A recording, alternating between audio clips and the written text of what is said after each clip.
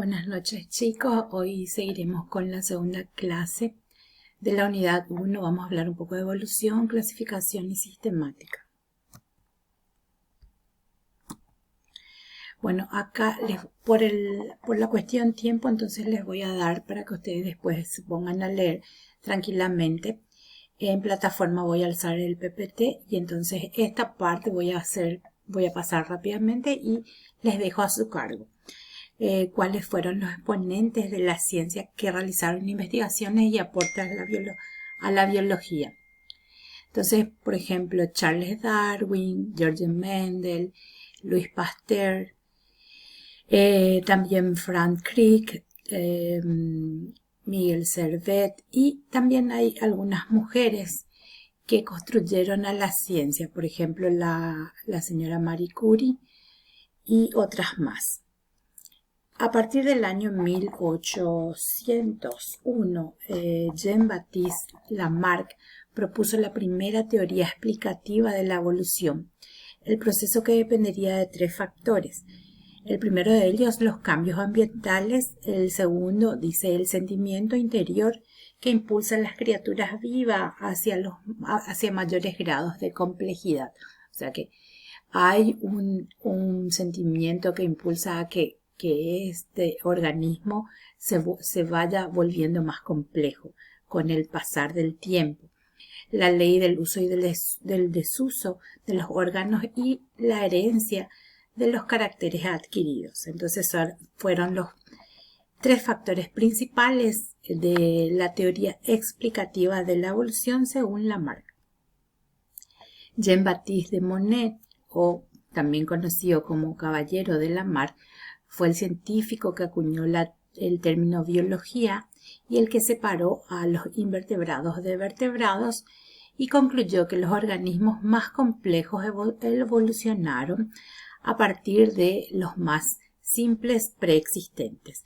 Él propuso también la herencia de los caracteres adquiridos para explicar, entre otras cosas, el cuello largo de la jirafa, que es una de sus explicaciones más famosas.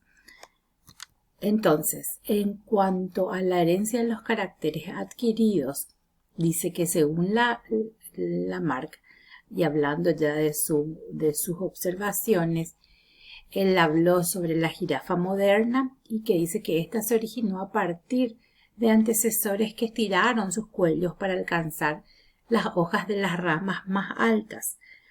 Estos antecesores transmitieron a su progenie los cuellos más largos adquiridos por estiramiento y a su vez esta nueva generación repitió el proceso que así se sucedía y se amplificaba a través de las generaciones. Entonces cada generación las jirafas tenían un cuello un poco más largo que el anterior. Aquí vemos cómo él propuso su propuesta de evolución. En cuanto al cuello corto y original de sus ancestros, de las jirafas ancestrales, eran más cortos. ¿Qué es lo que ellos buscaban? Ellos buscaban la comida de las copas de las hojas de los árboles más altos. Entonces el cuello se tenía que estirar para alcanzar las hojas que estaban más altas. Esto a través de varias generaciones. Entonces para él el cuello fue a pasar varias generaciones, entonces obtuvieron el cuello largo. Entonces las jirafas viven en la sabana alimentándose de las hojas y de los árboles. En la época de sequía no había hojas que estaban muy cerca del suelo, entonces las jirafas empezaron a estirar su cuello para alcanzar las hojas de los árboles que se encontraban más altas. Ante la falta de hojas, las jirafas estirarían su cuello y sus patas para lograr alcanzar las hojas situadas a esa altura. El estiramiento de las patas y del cuello provocaría su alargamiento. Estos caracteres entonces fueron los que él dijo que se heredarían a los descendientes. Esto es más o menos lo que él quiso decir, el modelo de Lamarck, pero en el tiempo, o sea, a través de muchas generaciones es que iban cambiando la estructura de su estructura de su cuerpo. En este caso, las patas largas y el cuello más largo. Y los que no podían adaptarse a ese cambio, entonces morían. La construcción de la teoría de Darwin empezó a partir del Charles Lyell, que fue un geólogo escocés, que basándose en diversos trabajos de otro geólogo, Houghton, desarrolló la teoría de la uniformidad, que establecía que los procesos naturales que cambian la Tierra en el presente son los mismos que actuaron en el pasado. El pensamiento fue una de las fuentes de inspiración para Darwin. Entonces, la aportación de estos dos geólogos, tanto Lyell como Houghton, hicieron que Darwin necesitara más tiempo para poder colocarlo a su teoría evolutiva. Entonces, Lyell propuso el uniformismo, que explicó que las grandes transformaciones del planeta se producían a base de acumular pequeños cambios y que implica una edad de la Tierra enorme comparada a las que estaban calculadas hasta ese momento. Entonces, él había afirmado el efecto lento y constante y acumulativo de los procesos naturales que habían producido los cambios continuos en la Tierra. Estas transformaciones habían ocurrido durante un lapso muy prolongado, lo cual estaría indicando que la Tierra era mucho más antigua de lo que ellos pensaban. Entonces, ya que estamos hablando de conceptos muy importantes, el concepto más importante en biología dice que es el que explica el origen de las diversas formas de vida y que son resultados de cambios en su carga genética. Entonces, este es el concepto más importante en biología, la explicación del origen de diversas formas de vida y el resultado de cambio en su carga genética. La teoría de la evolución establece que los organismos actuales también descienden con modificaciones de formas ya preexistentes. Darwin habló sobre los efectos ambientales que conducen al éxito reproductivo diferencial en individuos y grupos de organismos y él propuso la selección natural, que tendría a promover la supervivencia de los más aptos. Afirmó que las variaciones hereditarias presentes en cada población aparecen al azar y que estos cambios otorgan a sus portadores ventajas o desventajas que modifican sus probabilidades de reproducción y supervivencia en un ambiente determinado.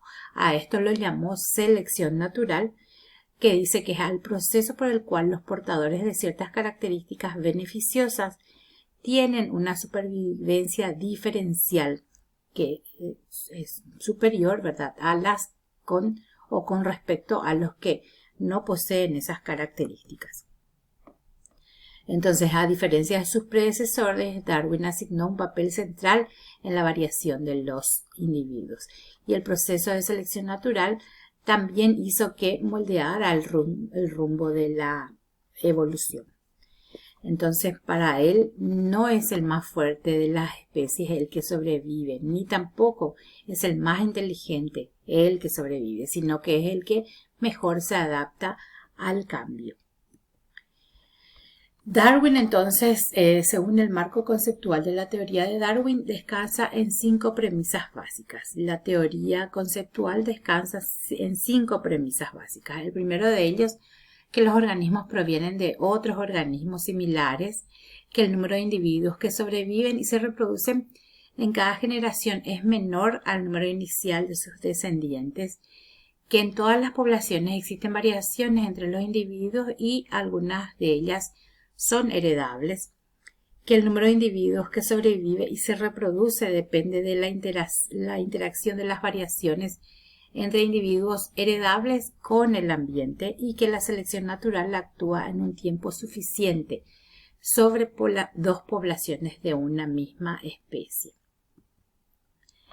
Acá es lo mismo que él reinterpretó la propuesta, el mecanismo propuesto por Lamarck, y entonces dio su reinterpretación en donde decía que si el cuello más largo era una característica heredada, parte de esa progenie también tendría cuello largo.